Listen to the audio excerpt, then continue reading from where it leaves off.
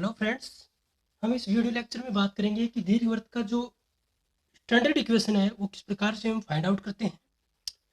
तो प्यारे छात्रों, हमने पिछले वीडियो लेक्चर में जो दीर्घवृत्त की परिभाषा पढ़ी है, तो उसमें ये कॉन्सेप्ट निकल के आया था कि किसी बिंदु P का यदि मूवेबल पॉइंट हो तो उसकी इस बिंदु S से दूरी तथा P पॉइंट की इस नियता से यदि जो लंबवत दूरी है, यदि उसका रेशो एक स्थिर रेखा है, उससे यदि रेशो क्या रहे, एक अचर राशि हो और उसका मान यदि किससे छोटा हो, एक से छोटा हो, अर्थात यदि S P upon P M कितना आ जाए, ई आ जाए और उसका मान एक से छोटा हो, तो पी के द्वारा जो बिंदु पथ का जनरेट होता है उसको हम क्या बोलते हैं, दीर्घवृत्त बोलते हैं।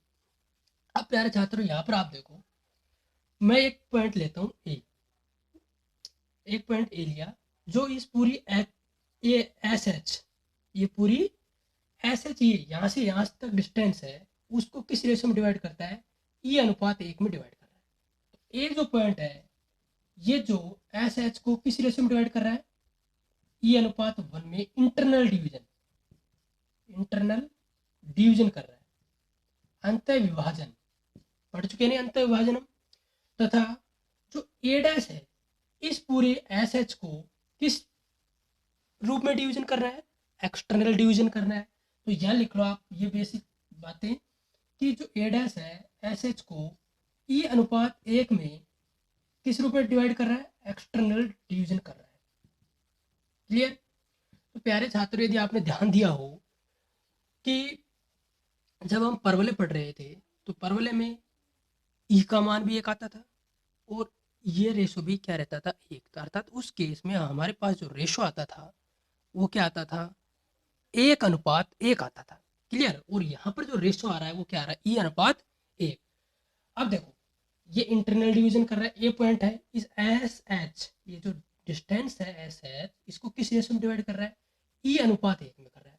तो यहाँ पर जो इंटरनल डिवीजन है उसकी परिभाषा लगा दो आप कि S A upon A H, ये तो होगा। और वो रेशो कितना है, ये रेशो तो कितना ई है और ये रेशो कितना है, एक है, तो ई अपॉन एक। क्लियर। तो यहां से आप देखो, ऐसे की वैल्यू ज्ञात कर सकते हो आराम से। ऐसे क्या जाएगा हमारा, ऐसे बराबर ई इंटू ए एच, कोई दिक्कत नहीं, इसको समीकरण नंबर एक मान लो। क्लियर। अब यहाँ पर आओ, ये एस एच ई अनुपात एक में एक्सटर्नल डिवीजन कर रहा है, तो एक्सटर्नल डिवीजन कर रहा है तो कोई दिक्कत नहीं, तो हमें परिभाषा पता है।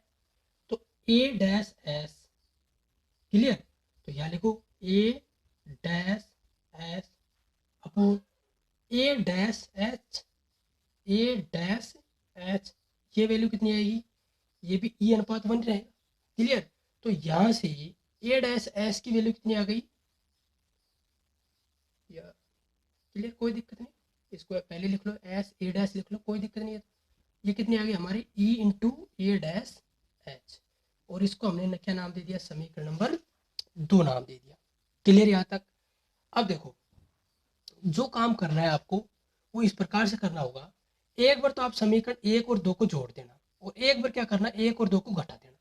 अब देखो, ये जो सी पॉइंट है ना, इसको हम मान के चलते हैं इस पूरे कर्व का, ये पूरा कर्व है, ये जो लोकस है इसका हम क्या मान के चलते हैं, मिड पॉइंट मान के चलते हैं। और मिड पॉइंट मान के चलते हैं, इसके अलावा हम ये मान के चलते हैं कि ये, यहाँ लिख लो आपने, सी को क्या मानते हैं, मिड पॉइंट।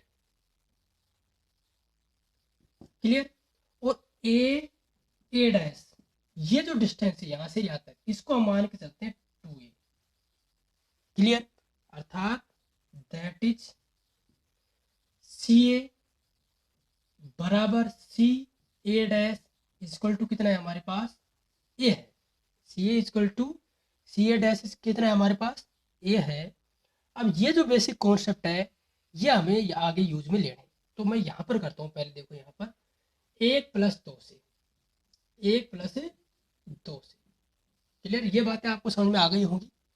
अब आगे बढ़ते हैं हम, एक प्लस दो से, तो एक प्लस दो से करो आप, इन दोनों को जोड़ दो तो देखो क्या आ रहा है, ऐसे plus S A dash equal to क्या है भाई, ई कॉमन आ जाएगा तो A H plus A dash H. Clear. अब देखो ए एच, ए एस तो ये रहा, क्लियर। और भाई ए डैश एस ये रहा, ए डैश एस ये रहा, और ऐसे ये रहा, ऐसे ये रहा, और ए डैश ये रहा। तो ये टोटल डिस्टेंस कितनी हो गई आप ही बताओ। ऐसे तो ये रहा, क्लियर। इसको हटाओ और ये इसको हटाओ, इन दोनों को जोड़ दो। इन दोनों को जोड़ने पर ये पूरा ए डैश आ रहा कि नहीं आ रहा। तो मैं यहाँ आसानी से लिख सकता हूँ दिस इम्प्लाइज ये किसके बराबर में, ए डैश बराबर। अब देखो ए एच, अब ए एच की वैल्यू लिखो। ए एच, ये ए एच है, तो मैं इसको यहाँ से मेजर करता हूँ।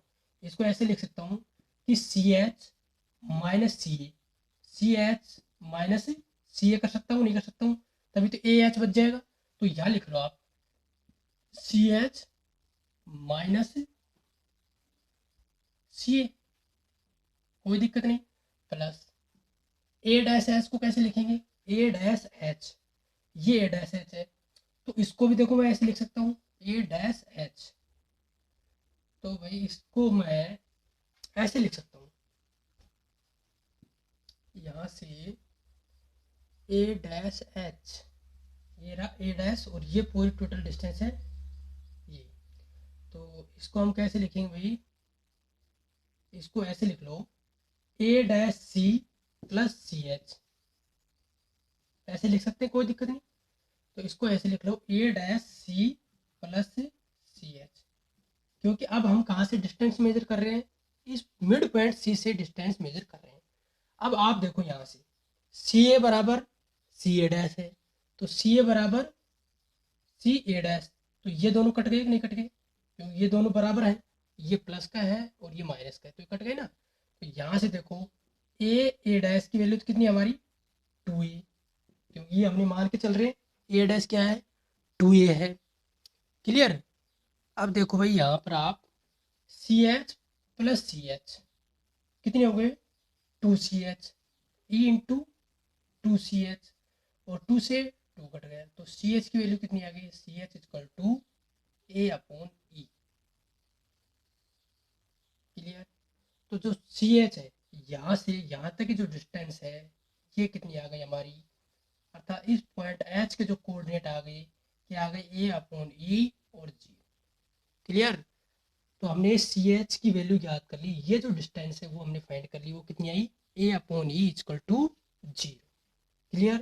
तो यहाँ से आप बता सकते हो कि जो ये दीर्घवृत्त है उसकी नियता का समीकरण क्या आ गया। तो यहाँ लिख सकते हो दिस इंप्लाइज दीर्घवृत्त की नियता का समीकरण क्या आ गया भाई हमारे पास, x equal to A upon E. तो इसको बॉक्स में बंद करके लिख सकते हो, क्लियर। तो दीर्घवृत्त की जो नियता का समीकरण क्या था हमारा, x equal to A upon E, clear यहाँ तक।